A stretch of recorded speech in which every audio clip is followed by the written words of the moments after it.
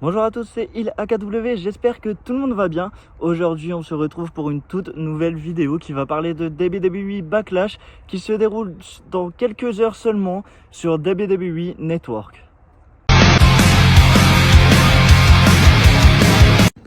On va donc commencer par parler du match Rhea Ripley contre Zelina Vega et personnellement je trouve que ce match n'a rien à voir sur une carte, surtout que Zelina Vega ne devrait donc pas combattre pour le titre SmackDown ni pour le titre de Raw.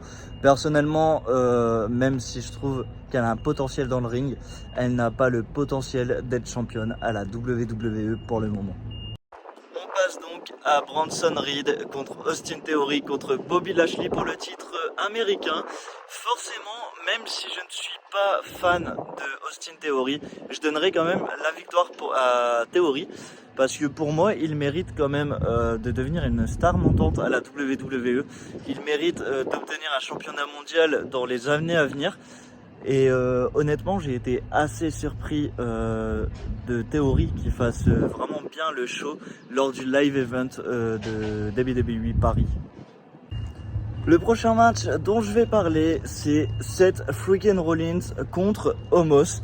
Et bah pareil, Omos, j'arrive pas à l'apprécier, j'arrive pas à trouver quelque chose de bien sur lui. Je pense qu'ils vont faire un peu un Great Khali avec lui et je trouve pas ça cool, mais je donne du coup victoire à Seth freaking Rollins qui pour moi est quand même la superstar établie à la WWE avec Roman Reigns, Kevin Owens ou autre. Mais je vois pas Omos gagner contre Seth freaking Rollins. Avant de finir cette vidéo, n'oubliez pas de mettre le hashtag WWE Stade de France afin que les officiels de la fédération puissent le voir et avoir vraiment le PLE que tout le monde attend à Paris au Stade de France. Bianca Belair contre Io Sky, bah personnellement je préfère quand même Bianca que Io Sky. Cependant, Io Sky pourrait nous surprendre et pourquoi pas prouver à Bayley qu'elle est capable de gagner un match seule et de gagner un titre mondial à la WWE.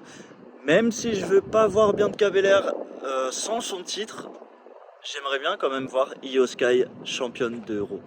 Damien Priest contre Bad Bunny en Street Fight match. Pour moi, Damien Priest doit gagner ce match pour confirmer le fait que le Judgment Day est un groupe extrêmement fort qui peut rivaliser avec la Bloodline.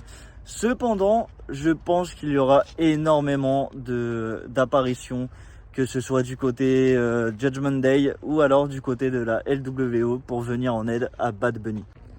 La Bloodline contre Zayn, Owens et Matt Riddle. Alors pour moi, forcément, c'est les Usos et Solo Sikoa qui vont battre Zayn Owens et Matt Riddle. Parce que pour moi, même si on en a un peu ras-le-bol de la Bloodline, de leur manigance, de leur tricherie, je pense qu'il est temps aussi de prouver à Roman Reigns que la Bloodline est vraiment unie et que les Usos peuvent battre Zayn et Owens et pourquoi pas avoir un rematch du coup pour le titre. Et le dernier match, mais pas des moindres, Brock Lesnar contre Cody Rhodes. Alors malgré que je préfère quand même Cody Rhodes à Brock Lesnar, je trouve que ce match peut être quand même fou parce qu'on connaît les deux superstars, on connaît leur immense talent in-ring et je pense vraiment qu'il va être, ça va être un match de folie.